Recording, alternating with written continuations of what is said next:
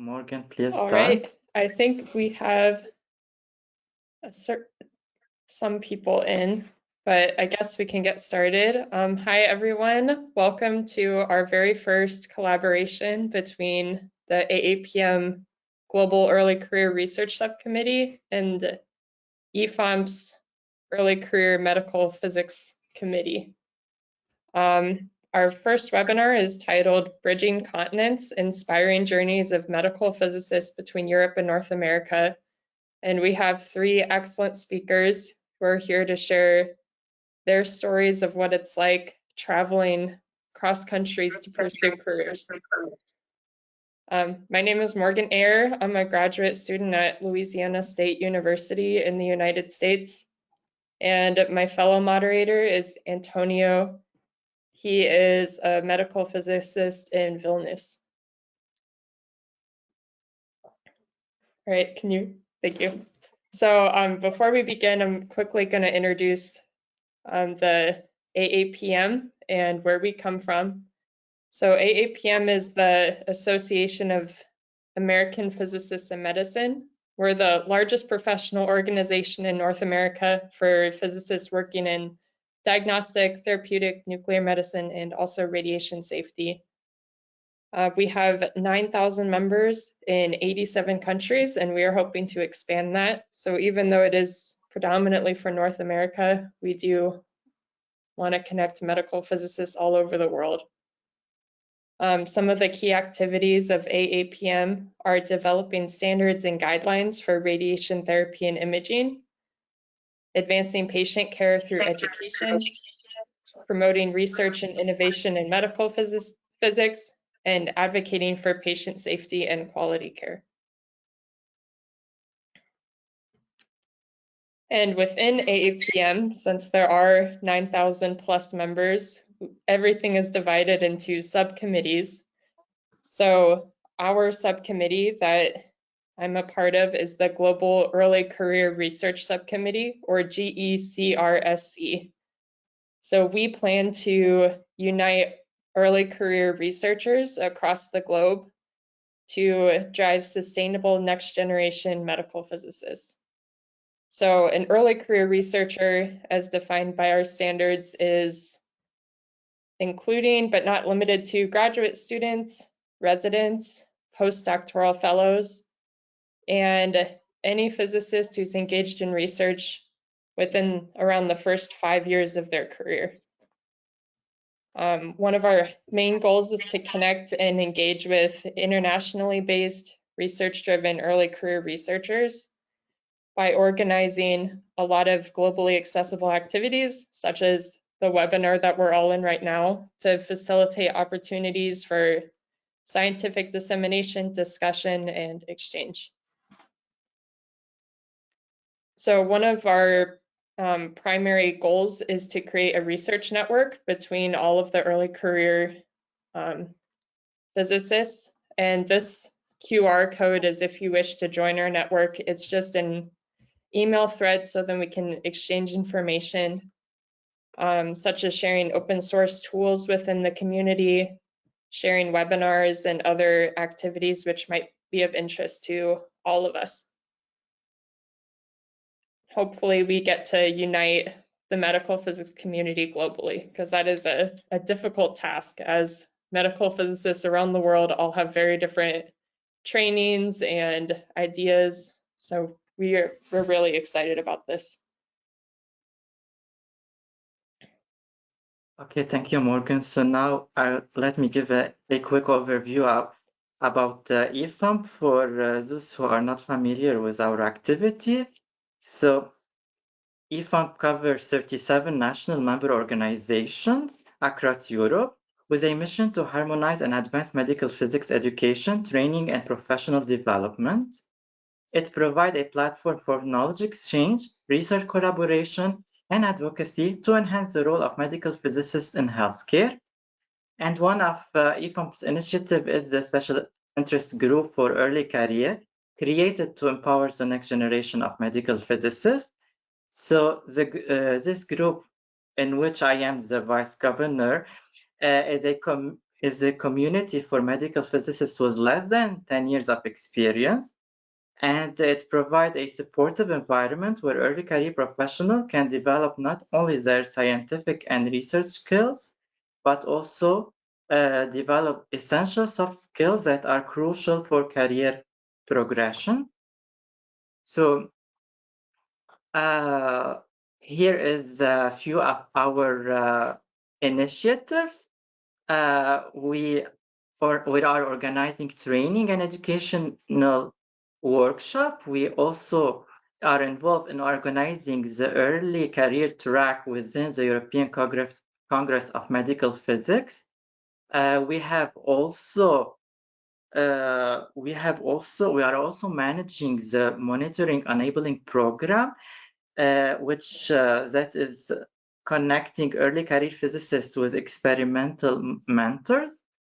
And also we are collaborating with many early career groups from other international organizations, such as our collaboration with AAPM, Global Early Career Research Subcommittee.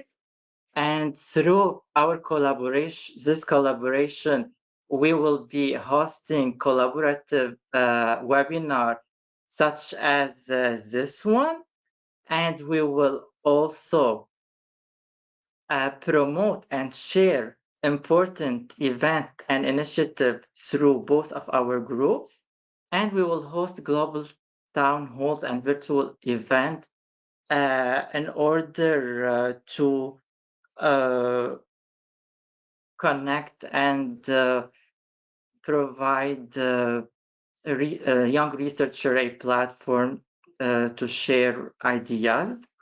So basically, this is the first of many collaborations that will come in the future.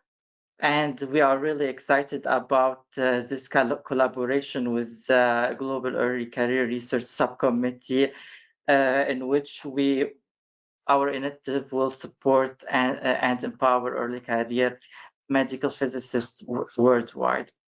So now with this small introduction, let's move to our main webinar session. And let me introduce our first speaker. So maybe I will first stop sharing and give our first speaker some time to share his screen.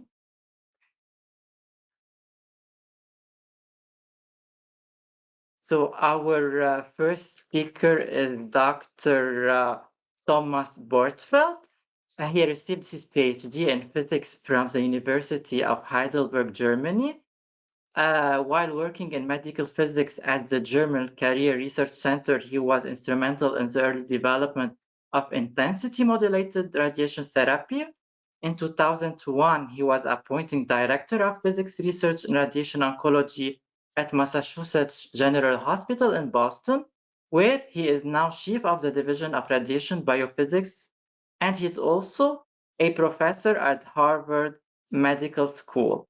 Today, he will be sharing his incredible journey in a talk titled Keep Your Eyes on the Star and Your Feet on the Ground, Lesson Learned on My Journey in Medical Physics. So, Dr. Bortfeld, the floor is yours.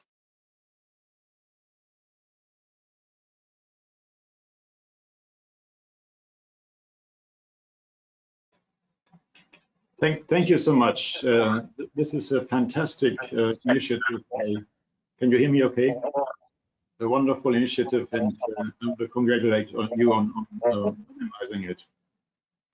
I think medical physics is clearly an international profession, and whatever we can do to bring people together from like the various parts of the world is super helpful and more than welcome. So congratulations again. I'm trying to share my screen. I'm not familiar with the go-to, but do you see my screen here? So do you see the slides? Yes, it's perfect now. It looks perfect? Yes. Okay, that's good. I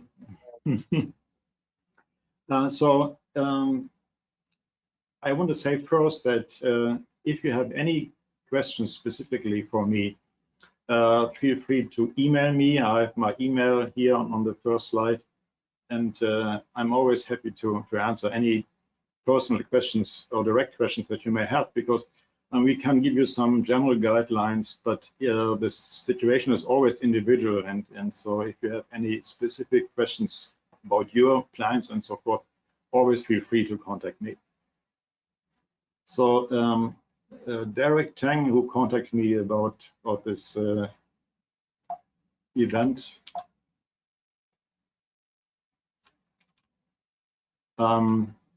asked me to say a few words about my journey in medical physics. So I started with my PhD in Heidelberg, Germany in 1988. And I was extremely lucky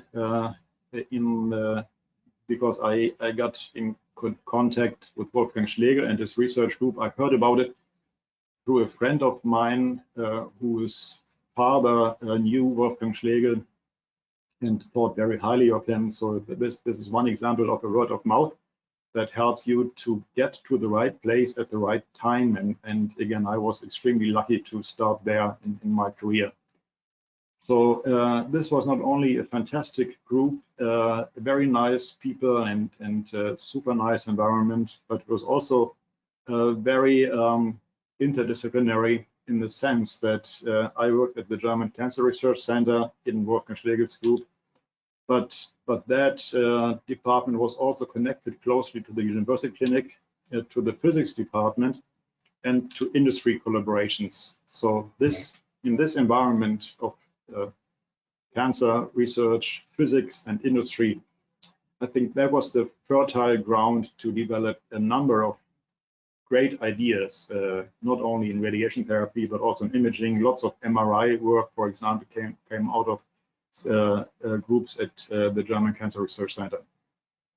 So that's why I started, and I started in IMRT. It wasn't called IMRT at that time, so but the idea to sort of invert the idea of the process of treatment planning by starting from the desired dose and calculating the intensity profiles of the beams that will produce this desired dose as closely as possible. That was my PhD thesis, and here's a slide from my PhD thesis that was also published in 1990. So it's again how to invert like the desired dose to the intensity profiles that we can then deliver in some way. At that time, it wasn't really clear how we could treat patients or like even phantoms with IMRT. So after developing the methods, the question was, how can we translate those ideas to clinical practice? And there was another coincidence. I met Art Boyer at a conference. I believe it was in Stockholm in Sweden. And he told me about the new variant multi-leaf collimator that was motor-driven, the very first motor-driven multi-leaf collimator, and it was installed at the MD Anderson Cancer Center in 1991 or 1992. And he invited me to go there and try the theoretical ideas that I had with inverse planning to make it happen in their machine there. So that was another lucky coincidence, and Art Boyer became a good friend of mine in later years. So what we did there is we did a proof of concept of IMRT with a motor-driven multi-leaf collimator and treated phantom. On my way back, before I came back to Heidelberg, Art Boyer got me in contact with Radi Mohan at the Sloan Kettering Cancer Center in New York. And I spent a few weeks in New York and implemented my planning method there, and also the translation of the intensity maps to multi-leaf collimator trajectories. And based on that, they then moved those ideas further to clinical practice and treated the first patient worldwide at the Sloan Kettering Cancer Center later, maybe in 93 or 94. So again, that was the first time, like with a standard, more or less standard multi-leaf collimator, that we could deliver IMRT and produce these convex concave dose distributions. So my journey to took me from Heidelberg to Houston and then back to Heidelberg, where I implemented IMRT in Germany at the German Cancer Research Center. But then, like a few years later, I got nervous again and was ambitious to do something new. And I got interested in proton therapy. And then I got in contact with Michael Goitin, and then I decided to move to Boston. So that was not only a decision based on my professional interests, but also, of course, there are many personal aspects to that. So my wife wasn't super happy to move to outside of Heidelberg. She was very happy there, and we were both quite happy there. But in 1995, we went to an APM conference in Boston together. And she said, if you ever think about moving to the States, then please make it Boston, because it's a lovely city. So that's like a combination of my interest in proton therapy and my wife's agreement to take that step took us to Boston, where I've been ever since. Started as a director of physics research, and now I'm the division chief, and also affiliated at the Harvard University. So enormously grateful to these two people, Michael Goitin, as I said, and Herman Soot, who are really inspiring, were inspiring people. They passed away, unfortunately. And also thankful to George Chen, who was my boss when I first started here. So one of the things that we have been doing at MGH and that we have been focusing on in recent years is to democratize proton therapy, to make it, not only this luxury treatment that's only available and affordable for a few patients in the world, but to make it more mainstream.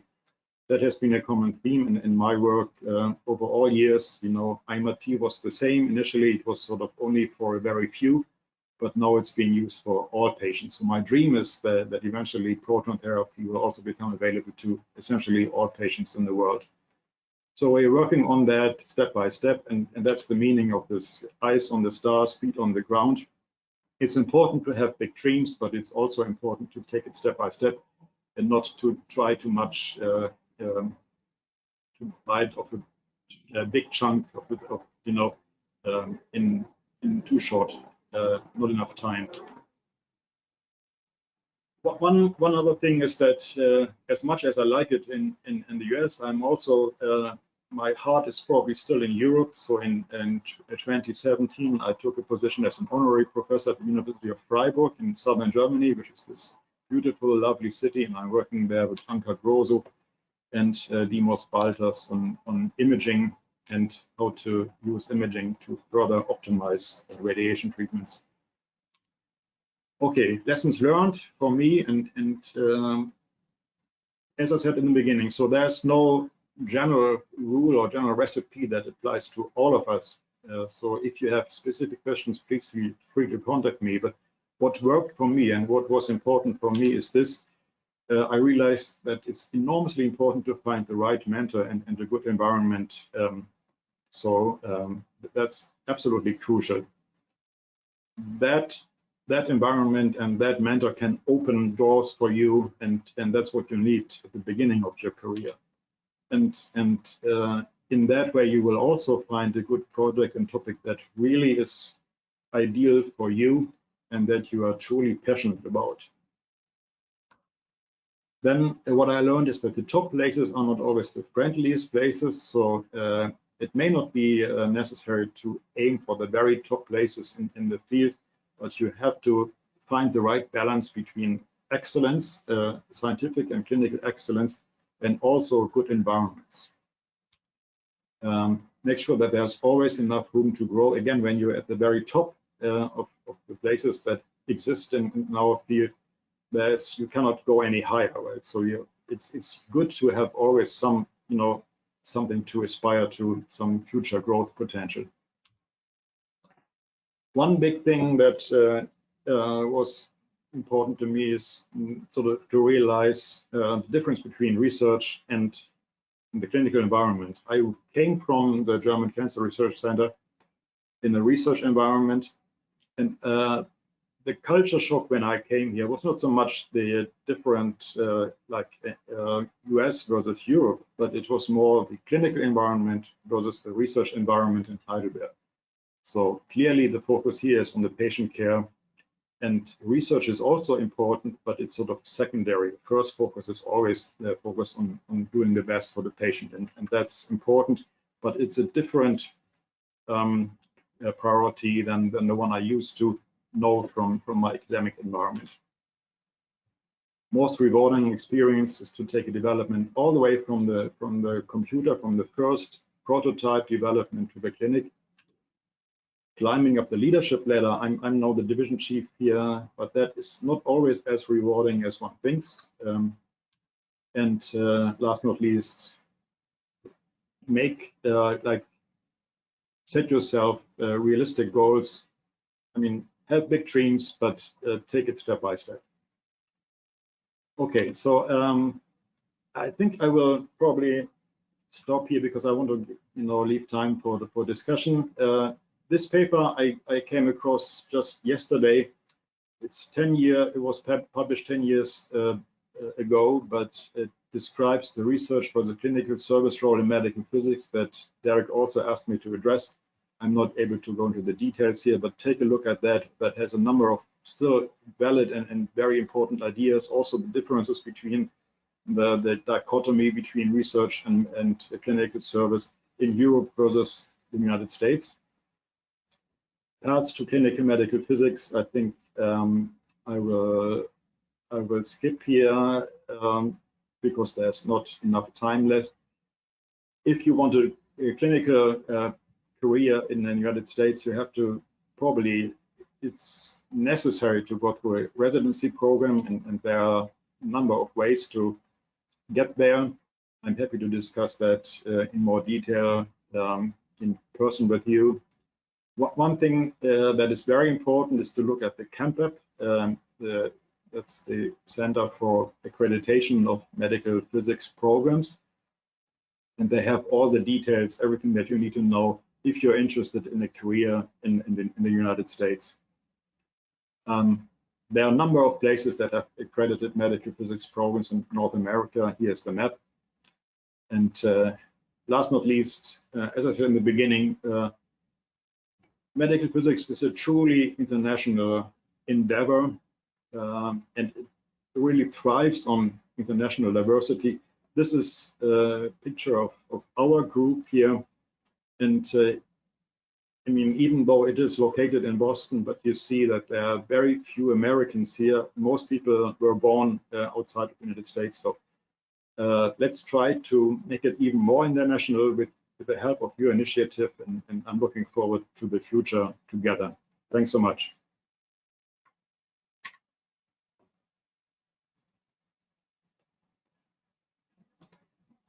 Thank you so much for sharing, Dr. Bortfeld. That was really fascinating. You have a lot of experience over the years just learning how to move a dream into reality over multiple countries. And that's really, it's impressive. We forgot to mention earlier, but we are going to have 3 speakers, and afterwards we're going to have time for questions. There's a questions tab that you can write in if you have any, and we'll respond to them later on. Our second speaker is Dr. Yakovenko.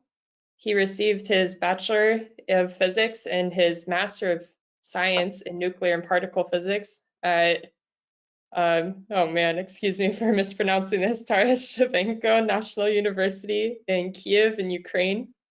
He received his PhD in particle physics at the Paris Sud University in Orsay, France.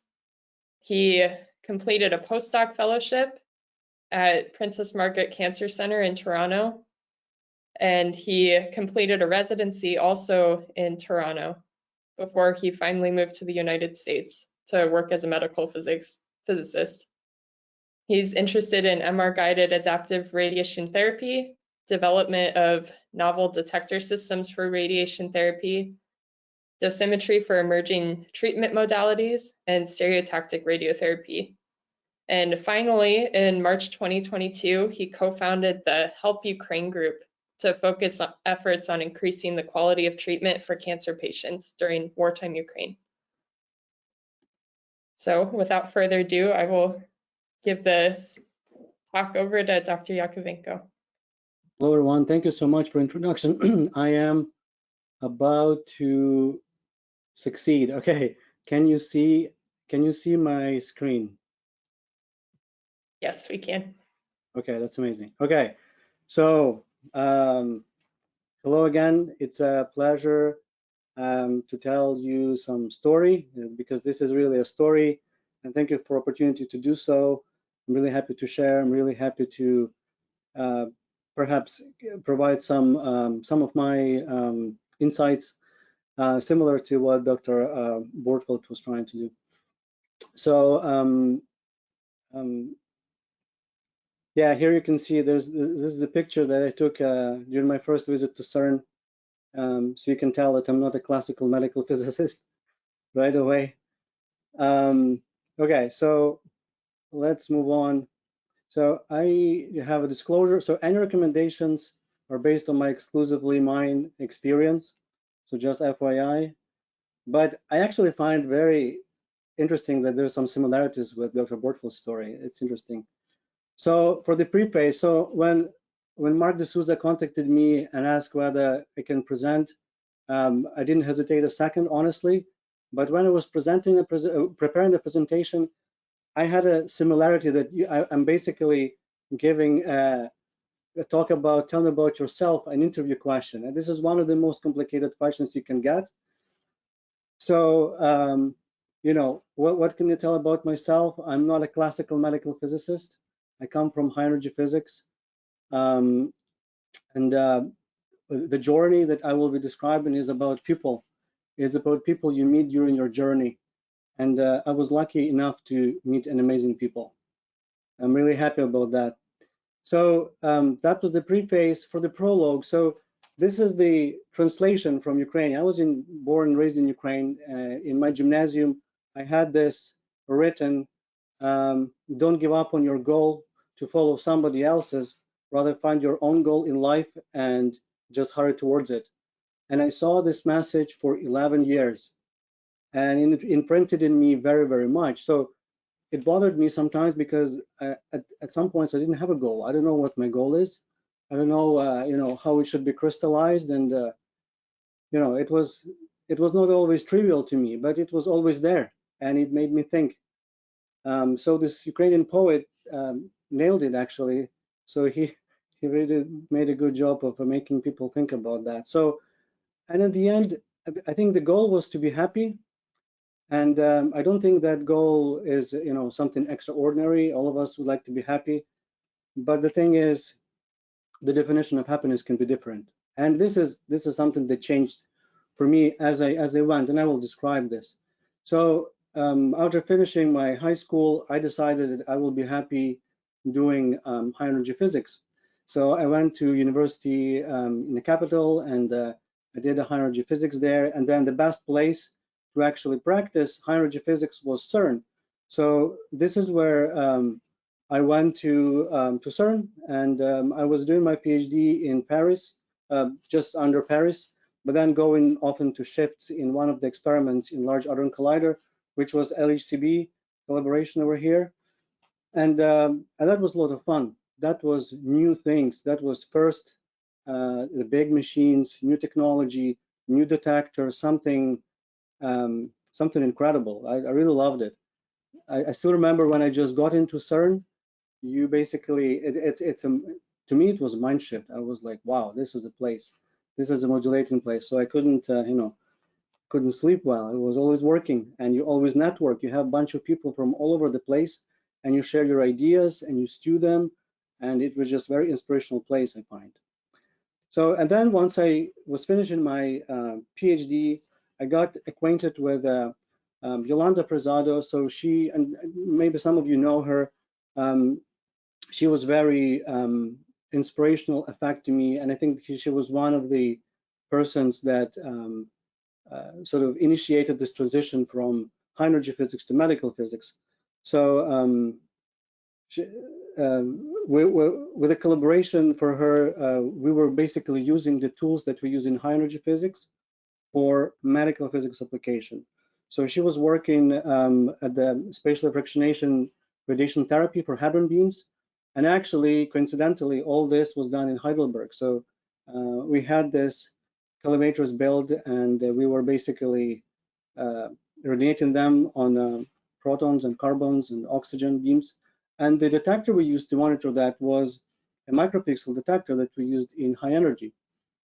So that was interesting, and I was really inspired by potential how much a guy from high energy can bring, because we have all this toolkit and they need these devices. So why don't we work together?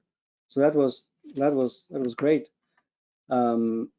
I find so, and then I built the talk in a way that after some chapters we'll have some recommendations. So the recommendation that I have here is that please welcome opportunities.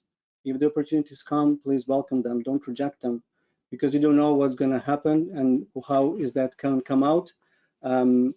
As Dr. Bortel was telling, I feel myself very lucky as well, because I met all these beautiful people. It really helped me out. Some of them were my mentors, and then they became my friends. So all these opportunities, they are very, they have a hidden gems in them, I would say.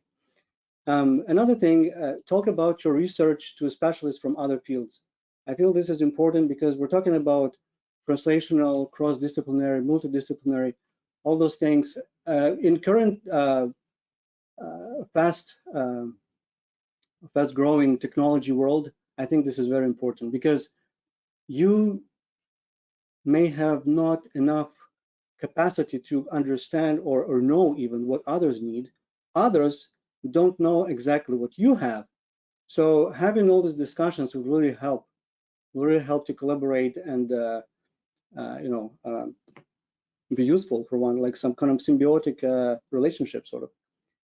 So I was really inspired, and I really wanted to move a little bit to a clinical medical physics side. So in Ukraine, I was able to join one of the private centers there, and this was one of this was the first machine I was working at. It was the older CleanEck 2100, and I was still a researcher. So to me, those two things were coming together, and I think Dr. Borfeld really identified the issue very, very well, because I wasn't able at the time sort of delineate them. It was kind of coming as a package to me.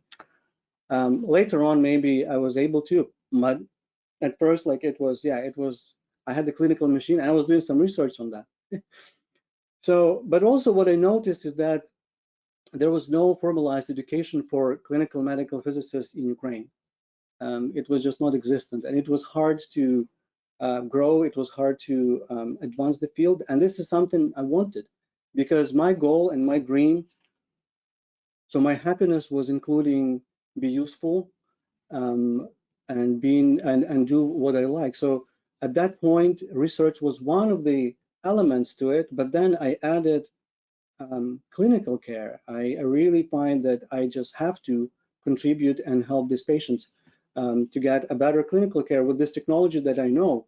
So I had two parts in it already, and I think at that time, again, it was a little personal element, is that my wife had an offer from Toronto Sick Kids Hospital, so she had a fellowship there, and I had a medical physics opportunity there as well.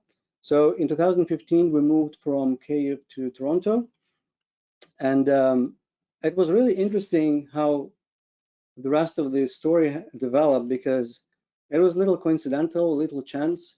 So one of the collaborators she was working with, she knew medical physicist in Princess Margaret, and he was working on gamma knife, and they decided, well, how about you come over at Toronto Western Hospital and just see how the treatments are going.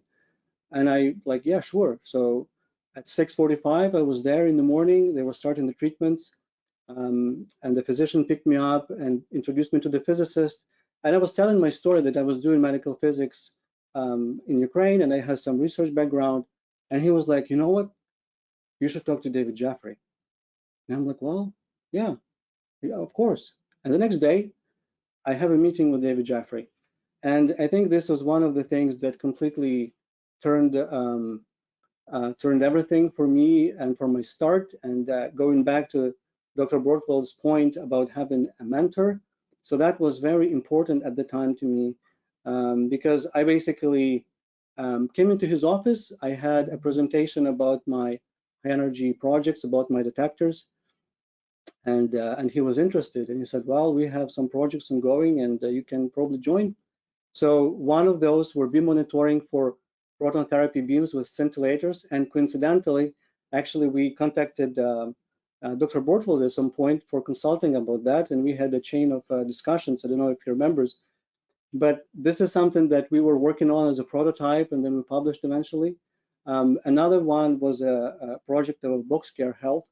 So the idea was to supply low and middle income countries with a radiation therapy technology. So basically putting linear accelerator in the shipping container and deploy where it's missing. And we're working about like having different estimates on the cost and the shielding, brachytherapy, external beam. It was really interesting. And then another thing that was really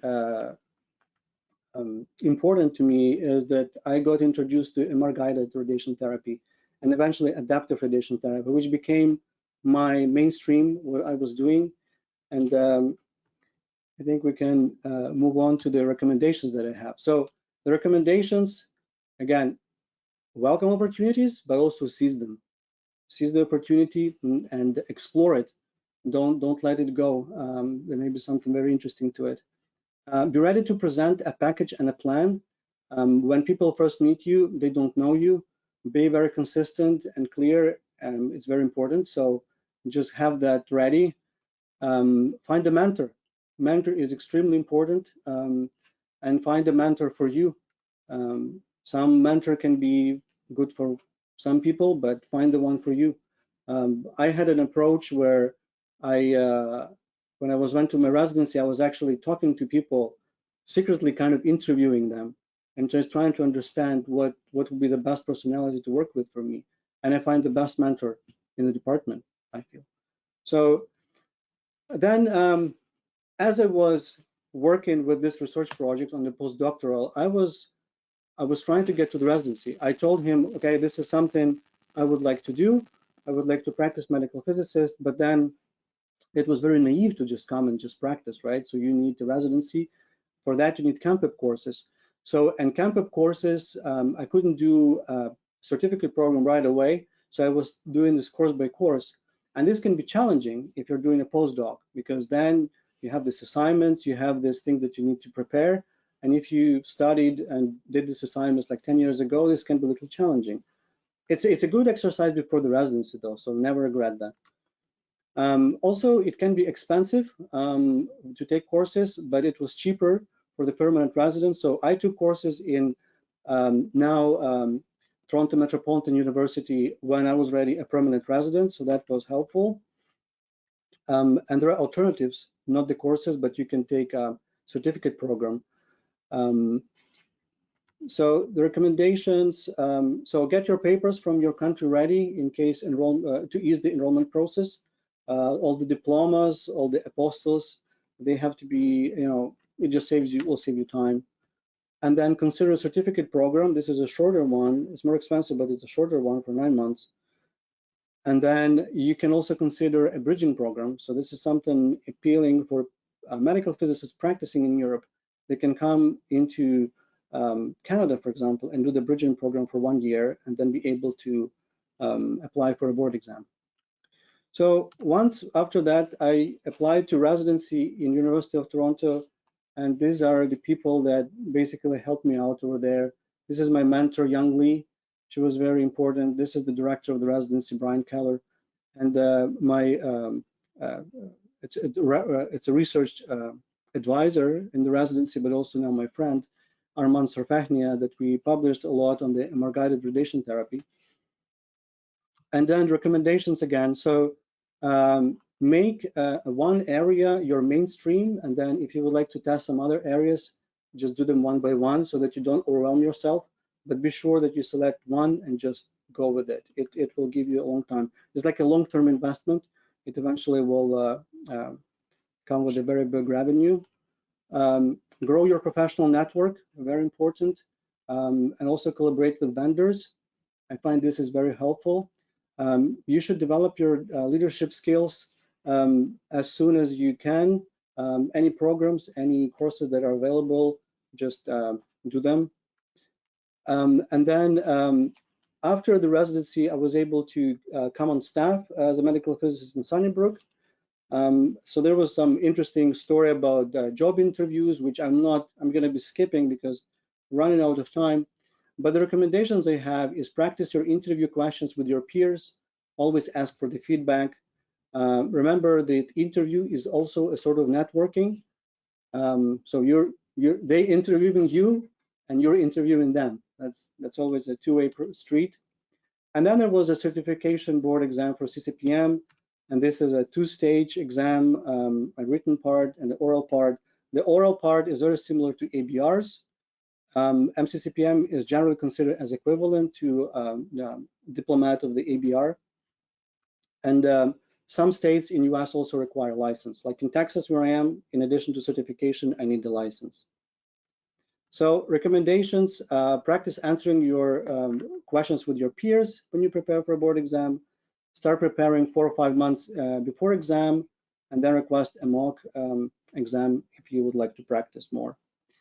And then involvement in APM, I got involved because I had some mentors that suggested to me, and I was kind of into dosimetry, so we really like that. And we were able to publish some reports, but we were able to work with, and they're amazing people to learn from. So again, expanding your network. So for the recommendations, I would say get involved. Get involved. This is the only recommendation I would say. Just do it.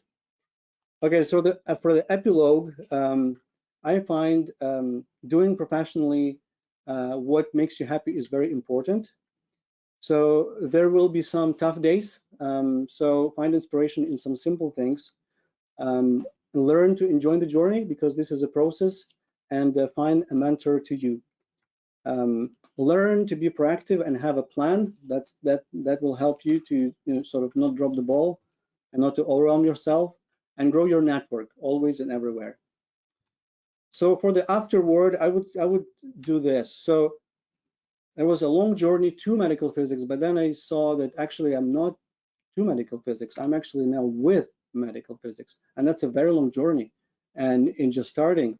So there was opportunities in UT Southwestern, so a biggest adaptive program in the nation. So I embarked that journey in 2021 because I wanted to practice with adaptive radiation therapy, including MR-guided. And then because I was lacking all this information when I was in Ukraine, we co-founded a Help Ukraine group.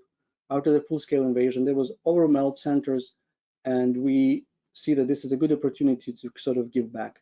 So we arranged internationally medical physics in US, in Canada, in Australia, and now we're making courses there, helping to establish secondary standard laboratory in Ukraine. So all these things now we're giving back. I find this is very important. And yeah, again, a long journey with medical physics right now. And this is going to be a very enjoyable journey, and I'm still pursuing my dream. And if you have any questions, please, you're able to connect me on the email. We'll be very happy to discuss any. Thank you. Thank you so much, Dr. Yakovenko, for sharing your fascinating journey with us. It was truly inspiring story, and also really thank you for giving us some really valuable recommendations. So we will come back to you with some question at the end of our session. And now we will move to our last presenter of the day, Dr. Jenny Berthollet. She is a clinical and research medical physicist and at Inselspital and University of Bern in Switzerland. She obtained her clinical certification in Bern in 2022 and her PhD in health science at Aarhus University Hospital in Denmark in 2017. She is active in Swiss, European, and American society.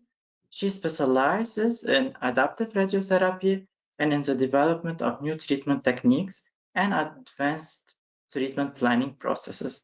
Today, she will be giving a talk titled My Medical Physics Career, a story about path length optimization. So without further ado, please, you can start. Thank you. Thank you for the introduction and the invitation to join this webinar. It was very inspiring already, the first two talks, and I think there are a lot of elements in common also in my presentation.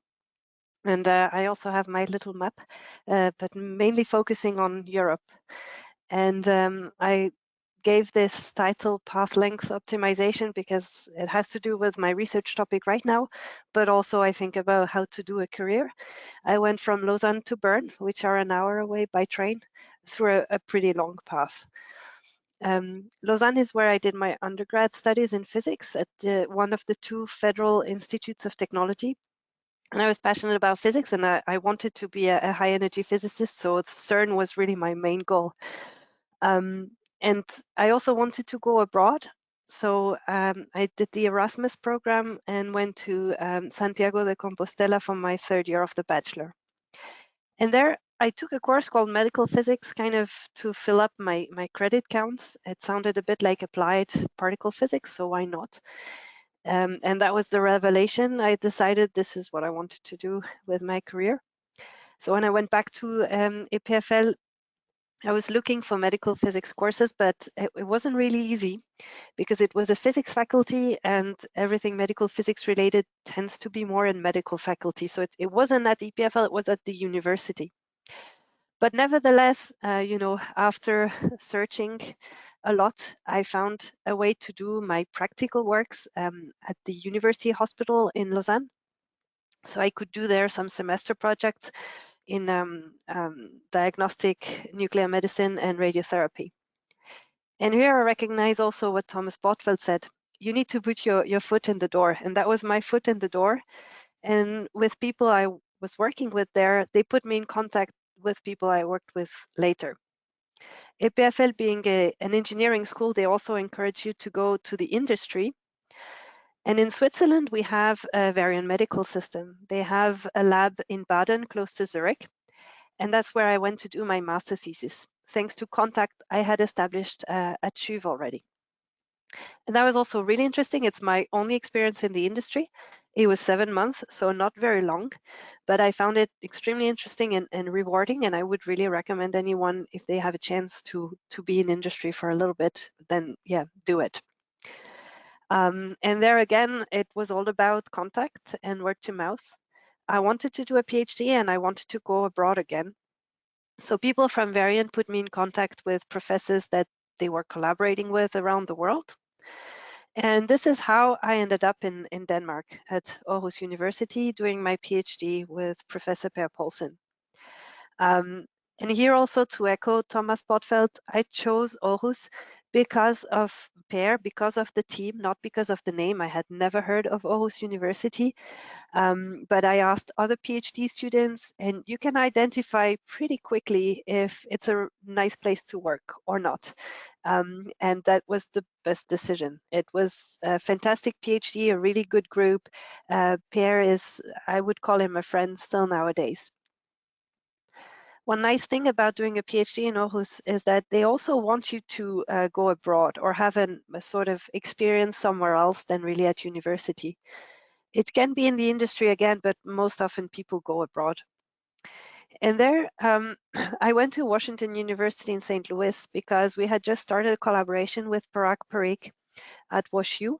We were working on fiducial segmentation on X-ray images, and they were also working on this. And both our algorithms could actually be combined to make one algorithm that was fulfilling quite a lot of requirements.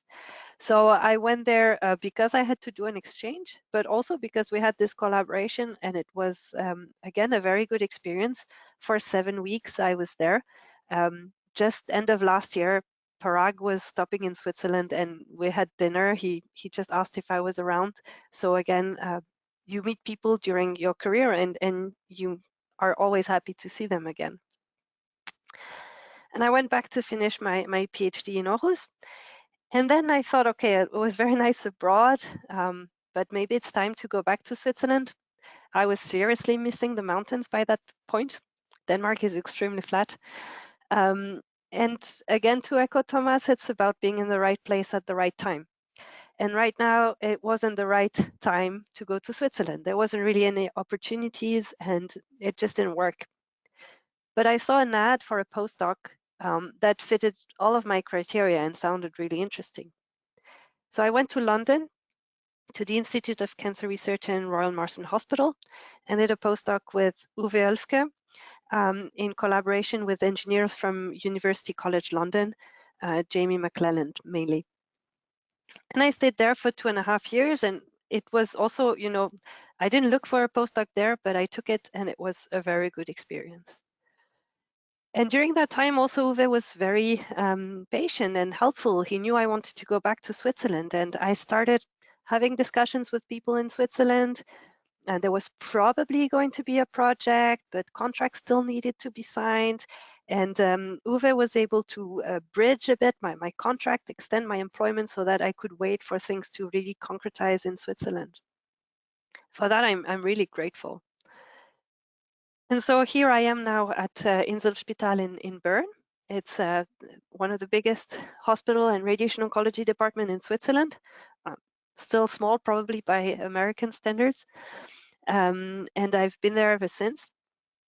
I started in research, and in 2022, I also took my certification as a clinical medical physicist. In parallel to that, as I wrote, I've been quite engaged in some societies, and I would say at quite an early stage in my career, with ESTRO as a member of the Young Committee or Early Career Committee, and also as an observer on the Physics Committee as a part of that. I also joined the editorial board of the Red Journal, so that's maybe more of a link to the American societies. And I was asked to do that because I had done a lot of reviews for them. In 2022, I joined the board of SASRO, so that's the Scientific Association of Swiss Radiation Oncology. It's the national equivalent of ESTRO or ASTRO. And I'm also a member of ASTRO and AAPM, where I do a few projects with them. I'm gonna jump right to some of the challenges of, let's say, how I did things. And here again, it's very personal. It's just my view.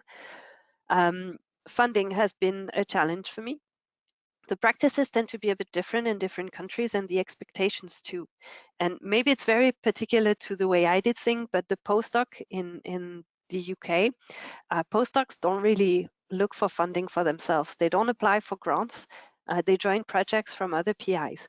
So when I got back to Switzerland and I had pretty much no funding in my name, I felt pretty late compared to my peers. And this has been a little bit of a problem in the beginning. Teaching is often also a requirement if you want to stay in academia. But if you want to really teach regularly, you need long-term engagement. And it's difficult when you stay 3 years in one place, 2 in another. And the language is also something, because especially in medical faculties, it's often in the local language. And in Switzerland, we have 4 languages. I'm from the French part, and in Bern, people speak German. This is not unsurmountable. I can often teach in English and it's okay. Certification recognition, it's a big topic, and I'll come back to that in one slide. It's virtually non-existent in Europe. It's a big issue at the moment, and people are working on it. But for that, I knew that already, and this is also why I didn't do anything towards certification when I was in Denmark and in the UK, because I knew I was probably eventually going to come back to Switzerland, and it was better to wait to be back to do it. Personal life can also be a challenge. I moved around quite a bit, and I've been with the same partner since the beginning of my studies, so we had also to manage that. Settling down is maybe difficult, or you do it quite late if you want to at all. Time is something to consider. I do quite a bit for societies, and the time you spend there, you don't spend in something else, be it science or free time. Sometimes when you move from one place to the other, it takes time to get up to speed with the tools they have there. This one I would put in parentheses because I think that in the end, it's not that important to very quickly progress in your career. If you spend time on things you like and things that ultimately will help you reach your goal, it's fine if you're a bit slower than others. Of course, there are lots of opportunities and very good points. Collaborations, because with these societies and these different places, I've done quite a lot of very interesting projects. I said I would come back to certification recognition. So with ESTRO and EFOMP, we've worked on a core curriculum for medical physics expert education in Europe. We were with people from all over Europe and also the UK and Switzerland, so Europe geographical. We realized how undergrad education is already so different from one place to the other, and every country has very different requirements. So the idea was to try to build a curriculum that all countries could apply. It's really something we aspire to, and it's not there yet, but I think it was a very good step in the right direction. And hopefully in the future, it will help having more uniform education across Europe, which will make it easier also for medical physicists to be recognized in other countries than where they had their certification. With AAPM, I'm working on medical physics practical guidelines for X-ray-based motion monitoring. With the Red Journal, I get to do editorials and oncoscans, which are also very interesting. Meeting people at conferences or society events also gives you the opportunity to do scientific projects. So I worked on the PopArt RT and PT surveys that were looking at the patterns of practice for adaptive radiotherapy and motion management. Another thing that was interesting, mainly with ESTRO, was to delve into other methodologies. There's quite a lot of surveys out there, you've probably seen them, and very recently we wrote a guideline on survey-based research because it's a methodology in and of itself, and we don't necessarily know how to apply it correctly like we do for dosimetry, let's say. But there's a right way to do it, and we wanted to try and offer some resources to our colleagues who want to do surveys. Working on the impact of COVID on people, researchers working from home. And when we looked at diversity, equity, and inclusion, we also had the chance to work with experts from qualitative research. This is also a very interesting type of methodology, and it was very nice to see how they have very rigorous processes for this type of methodology. Of course, with societies, you get to organize sessions at congresses. And this is really nice because when you go to a congress and you see a session that really matches what you think, wow, I would have liked to hear about it, well, then you get to actually realize that, and it's very nice. I think a very good point of this engagement in society is that it gave me opportunities for leadership and senior authorship at an early stage.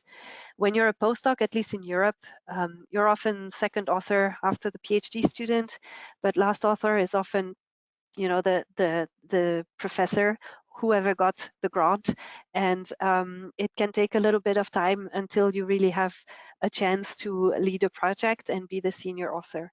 But if you work with societies, you can have a side project, like, for example, these guidelines on survey-based research or PopArt, where you have the chance to take the lead, bring your idea forward, find people who want to work with you, and lead a project, even if it's a bit smaller than a big grant, let's say. Making your name and your face known is quite nice. Then you get invited to participate in webinars, for example. Networking is very fun. Like I said, I still meet Per Poulsen, Parag Parikh, Uwe Ölfke, and all the people I met during my my other positions, and I'm always looking forward to conferences to see them again. So where did this long path lead me now? About a year ago, I actually took a position as a medical physicist in the clinic with still some research work. And I think I'm probably the only one with officially part-time clinical, part-time research. It's my first permanent contract ever. That's quite nice after having had, postdocs from 1 year to the next. And as much as at some point I thought, okay, am I giving up on research by taking a clinical position? Actually, the fact that my job title is not postdoc anymore makes me eligible for more funding instruments. And recently I got finally a real grant, or a big grant, to my name.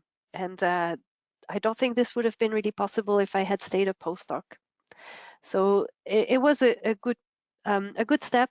And really, in medical physics, clinical and research work go hand in hand together. You also do research for it to be applied in the clinic, or at least that's my way of thinking. We should do research. So having to do in both is only a plus. I'm preparing documents for habilitation. It's maybe very specific to Germanic areas and also medical faculties, but here in Bern you need a habilitation to be able to supervise PhD students, and it can be a path towards professorship because there aren't really any like medical physics faculty that the university will give you a budget for PhD students. This is not happening. In the end, what we do is maybe closer to what our clinical colleagues are doing research on the side of the clinical work, and through habilitation you can have professor title. But it's really also just a title. If you want to do research, you need to get funding from external sources exclusively.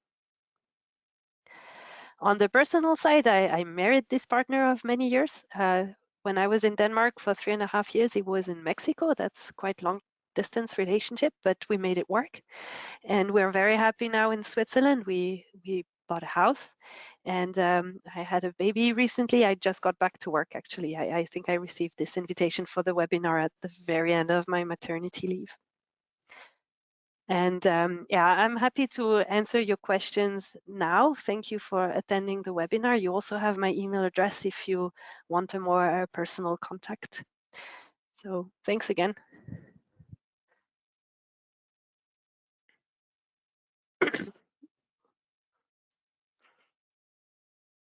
Thank all of you so much for your inspiring talks. It was really good for me to listen to. The webinar does officially end at 10, so I will, or 10 my time, so I will keep this a little bit short. There's just a few questions in the audience. The first is sharing tips for international students who are applying to US residency in medical physics.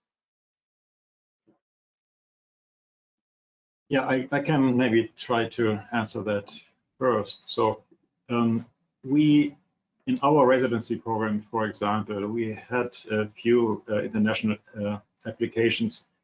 So the application opens every year in October, I believe, and it's open to, so the thing is that if you go through a campus accredited PhD program, then you can go directly to a continued residency. If you come from Europe, I don't think there are any campus accredited programs in Europe. There is one in Australia, I know. I think there's one in Ireland. In Ireland, okay, I didn't know that. Yeah.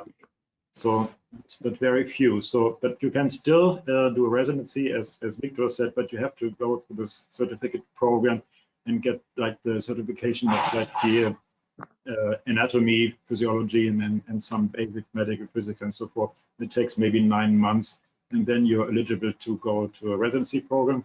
Or there are some residency programs like ours, for example, or the one in New York, that have instead of 2 years, a 3-year program, and the first year can be used to take these certificate classes and to get then into the clinical program. There is a follow-up question from someone else. They asked, what boards should a newly graduated medical physicist prepare for?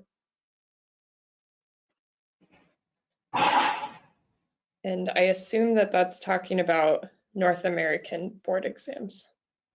I mean, ABR versus CCPM, it depends where you are. If you're in Canada, you can go with a Canadian college, which is CCPM. If you're in US, you can prepare for ABR, and there's materials what to prepare for, what to expect for. So pretty much there. The CCPM is equivalent in US. I had no issues whatsoever. I know that some people with certification from UK are able to practice in Canada. I'm pretty sure in United States as well. So, but I don't know the exact specifics for the certifications. Yeah, that's based in North America. That's the breakdown, CCPM or ABR. If that answers the question. I think so. I hope. All right, the next question is, what are some of the most common challenges that new medical physicists face, and how have you guys overcome some of those challenges?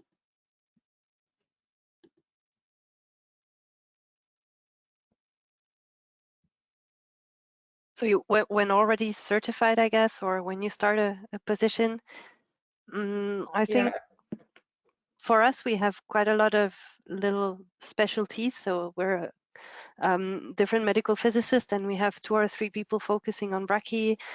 We are 2 or 3 focusing on adaptive radiotherapy and image guidance. There's, people responsible of the CTs.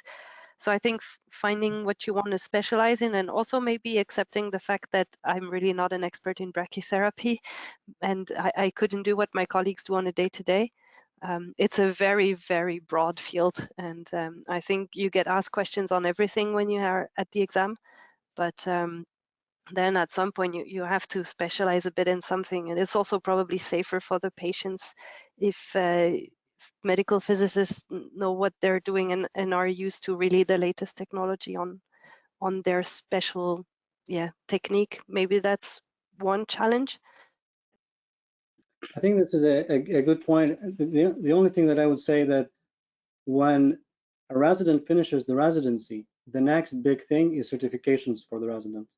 So that next year, you're going to be balancing what you do in the clinic and you'll be studying. And that's a lot of work because you would like to do the board exam in one go. So you're going to be focusing, and this can be, it can be stressful, it can be overwhelming.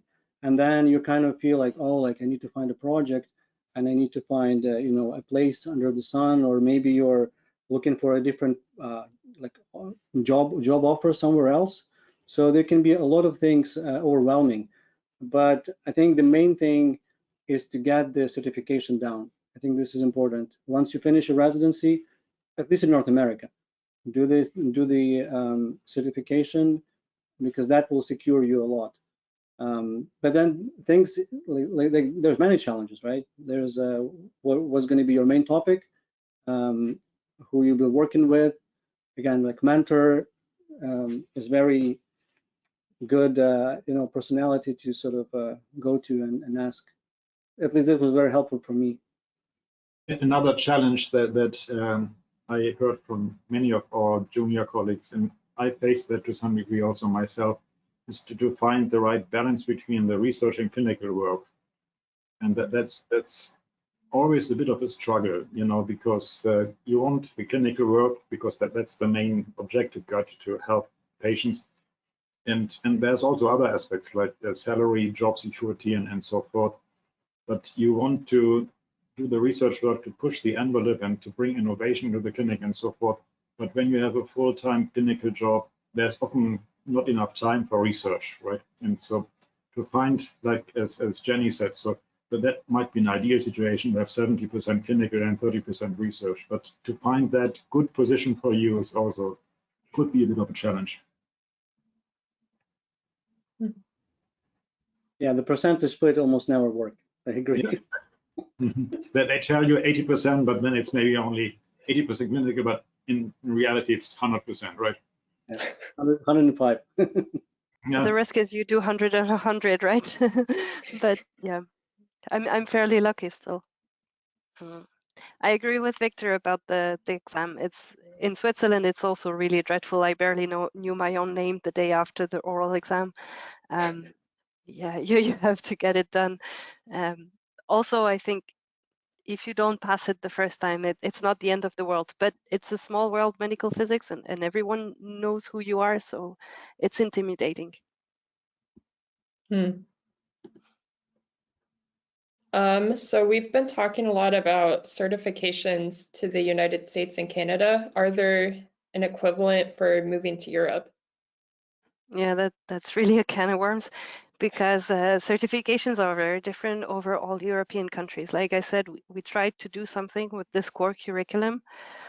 In Switzerland, it's not too bad, because if you're certified somewhere else, often you can try to get your residency or your experience recognized and then just do the exam, which I said is dreadful. And you need to pass also a course on radiation protection.